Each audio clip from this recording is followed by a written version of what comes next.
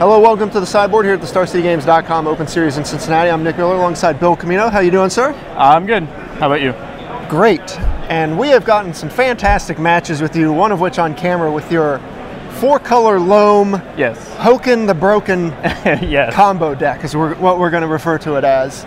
Yeah, I was told it was pronounced Hoken and not Hacken, so gotta keep it. I'll let the commentators know that because we were pronouncing it wrong the entire time. That's fine. We've seen Loam strategies before, and right. We've seen it as far back as Legacy, you know, in like a lands engine. But you're kind of pulling the modern deck to the Legacy version with the recurring of Ghost Quarter and Life from the Loam. Yeah, it's kind of like a Pox type deck. It plays Liliana the Veil and small Pox to kind of like get ahead and make your opponent lose resources, while you just gain incremental advantage with Life from the Loam. Right. So we've seen that shell, but you kind of taken the deck in a different direction than some people have with Hoken, yeah, and then this like Knight sub-theme, mostly which Knight of the Reliquary, which of course is a Knight. Yeah, it's like a 7-card small package that whenever you mill them, it inherently makes the deck a little bit more powerful, okay, with a better late game. Other Knights being Crib Swap, yep, Nameless Inversion, correct? Yep. Being able to cast those from the graveyard? Correct, yeah.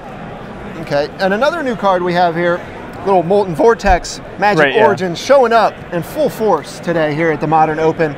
Seems pretty great with Life from the Loam. Yeah, like normally you'd see like a Seismic Assault type card, but since this comes down on turn 1, it plays around all the counter magic that you want to play around. And like, even though that does have the drawback of you having to pay a red mana, it's not too huge. And like, if you play it against a Delver deck, it's just like, you'll always have an answer to a Delver from the rest of the game. Yeah, it works as a win con in the grindy matchups, but against the creature matchups, you just have a kill spell all the time. Right, yeah, and with Loam, it's just great, so. Okay. Other removal, you got Path to Exile and Abrupt Decay to kind of just fend off the creature decks. Right, and Abrupt Decay also helps you against like Relic of Progenitus or Rest in Peace, different kind of hate cards that the deck has trouble dealing with. Yeah, hedging in the main deck with ways that you don't have to sideboard in more, correct, to kind of fight all the graveyard hate. Yep. Lingering Souls, because value, of course. Right, yeah, whenever you mill it, you can still just cast it. Or if you have Liliana, you can tick up and discard a Lingering Souls, and that's just fine. All right. Let's go over some of the utility lands in your deck. You also have the man lands, Stirring Wildwood, Raging Ravine. Yep. Which all has, how many Ghost Quarters? I have 3. And then you find those via milling. And yeah, or Knight can search them up. You also have Vault of the Archangel. We saw this back in Standards past. Right. Being pretty good. How does it work here? It's very good with Lingering Souls. It allows you to essentially create like a board of 1/1s, and then if they try to attack it, you can just give them all Death Touch and wipe their board. It also plays a role in the burn matchups where you can gain incremental life with Knight of the Reliquary or just the tokens attacking in. Interesting. Now you also have this one's here. This one's my favorite. We saw this on the camera. A little Raven's Crime action. Life from the Loam. You're just bringing the lands back. You're stripping their hand constantly. Yeah, it's very, like, the control decks can't beat it. Most of the combo decks can't do anything against it. And, like, if you just start on turn 1 and you're just, like, Raven's Crime them, you don't even care what it hits. So, by turn 2 or 3, you can strip their hand, like, very, very well. So you're just going to run them out of resources one way or the other, then win however you'd like, whether it be Stinkweed, Imp, Beats, Lingering Souls, you know. Most of the time we just mill over Hacken or Hoken and then cast Knight of the Reliquary and then beat in. But yeah. Right, so there's all kinds of little synergies in the main deck, which created a great package to watch. Sideboard, P. Sully was just going crazy over Golgari Brown Scale here. Yeah, it's a nice one. Now, have you beaten down with it yet? I have not. What I have been doing is dredging it, and at one point I had Horizon Canopy, Life from the Loam, and Golgari Brown Scale. So what I would do, I would dredge Life from the Loam, get back Horizon Canopy, cast Loam, crack Horizon Canopy, dredge back Brown Scale, and then I'd have enough cards in hand so I can discard the Brown Scale again. So each turn I'm just gaining 2 life. Not a bad thing. I'm sure that kind of comes in against like burn and stuff like that. Oh yeah, it's great against burn. Yeah. Okay. You've got another way to fight other graveyard strategies, Leyline Void here. Yeah, the Goryo's Vengeance deck is pretty difficult for this one to beat. I only really have like a few Path to Exiles and the discard engine going. But Leyline of the Void will allow me to fight against like the Goryo's Vengeance Gristlebrand deck. Sure.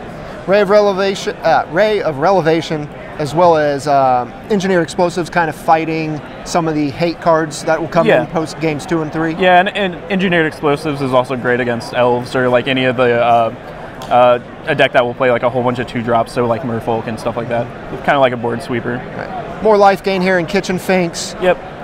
What are like this type of deck's weaknesses? So the big weakness is basically like the super fast combo deck, like the deck that only requires 1 or 2 cards to go off. So Goryo's Vengeance is pretty difficult. A Gifts Ungiven deck can be difficult if they just like Gifts Ungiven for Embarrow Rights and Iona and then lock me out of either black or green. That's pretty difficult. I really just have an out of Path to Exile at that point. But I mean, you have instant speed interaction, so I assume stuff like Twin isn't that right? rough. Yeah. So like, well, Molten Vortex is really great against Twin. You can just play it on turn 1, and then as long as you have 2 red mana, they can never combo. Sure. If they try to tap you down, you can just kill their creature and whatnot. But yeah. Yeah, that's even a better safety valve, just having that to deal with all the creature decks. Right. Yeah, and just playing Life from the Loam goes along with my plan. So the Twin deck's not too terribly difficult, but.